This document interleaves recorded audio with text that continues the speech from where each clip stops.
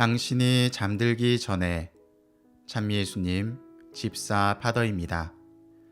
연중 제5주일 일독서에서 욥기 7장의 내용이 나옵니다.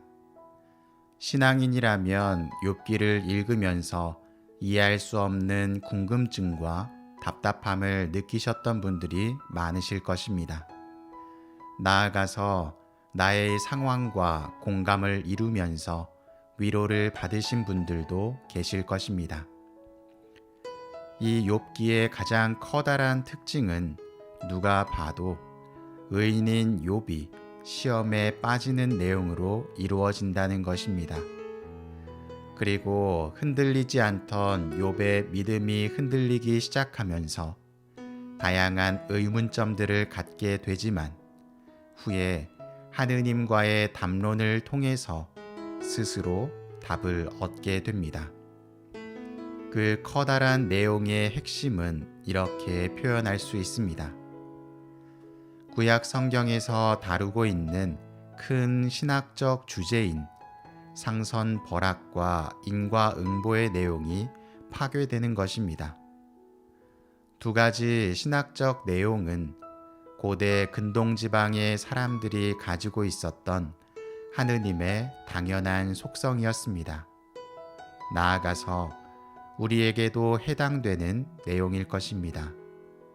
그런데 욥은 하느님의 고통스러운 시험을 통해서 우리가 이해하지 못하는 세상에 인과관계가 있다는 것을 깨닫게 됩니다.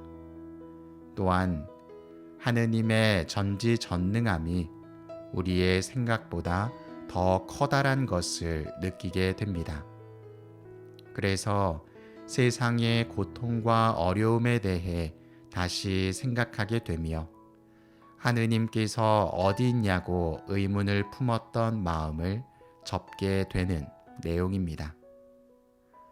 오늘 복음은 시몬의 장모에게서 열병을 물리치는 내용이 나옵니다. 열병은 질병의 초기 증상입니다. 어떤 질병인지는 모르지만 병이 걸렸단 것은 하느님께 죄를 지었다고 여겼던 당시의 문화로 볼 때 예수님은 시몬의 장모를 치유해 주시고 죄까지도 없애준 것으로 볼 수 있습니다. 그 뒤에 수많은 사람들의 질병을 없애주시고 마귀들을 쫓아내시는 모습도 보여주십니다. 그를 통해서 그리스도께서 어떤 분이신지를 드러내 주십니다. 그런데 그 일들이 있고 난 뒤에 예수님은 홀로 기도하러 떠나십니다. 말씀을 전하는 이는 사람들에게 존경을 받고 함께할 수 없다는 것을 드러냅니다. 또한 자신의 힘이 하느님에게서 기인한다는 것을 드러내고 있습니다. 예수님을 찾아 헤매던 제자들의 말과 예수님의 응답을 통해서 그것을 알 수 있습니다. 예수님께서는 자신을 찾아온 제자들에게 이야기합니다. 다른 이웃 고을들도 찾아가자. 내가 복음을 선포해야 한다. 이것은 이독서의 코린토에서도 연결됩니다. 그런데 코린토서에서 바오로 사도는 예수님에게서는 찾을 수 없는 표현을 사용합니다. 자신이 복음을 선포하는 이유에 대해서 의무이고 직무라는 표현을 사용하면서 어쩔 수 없다는 분위기를 풍기고 있습니다. 바오로 사도가 나로서는 어쩔 수 없는 의무, 복음을 선포하지 않으면 참으로 불행할 것이라고 표현한 이유는 무엇일까요?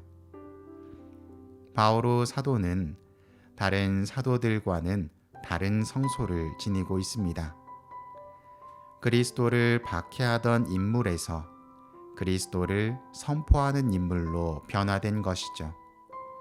이 변화 안에는 다양한 감정적 소용돌이들이 존재했을 것이고 그리스도와의 만남을 통해서 정리가 되었을 것입니다.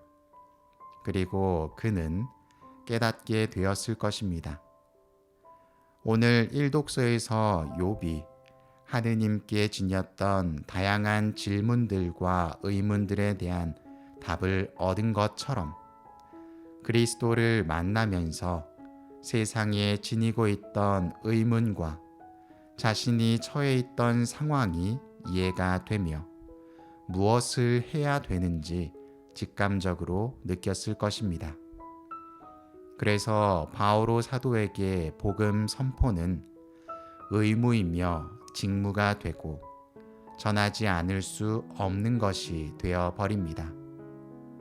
조금 더 자세히 설명하자면 내가 이해하고 받아들이는 차원이 아니라 내가 이해하지 못하고 수긍하지 못할 일이란 것을 체험적으로 느꼈기 때문에 하기 싫어도 왜 해야 하는지를 몰라도 행할 수밖에 없는 상황에 놓이게 되는 것입니다.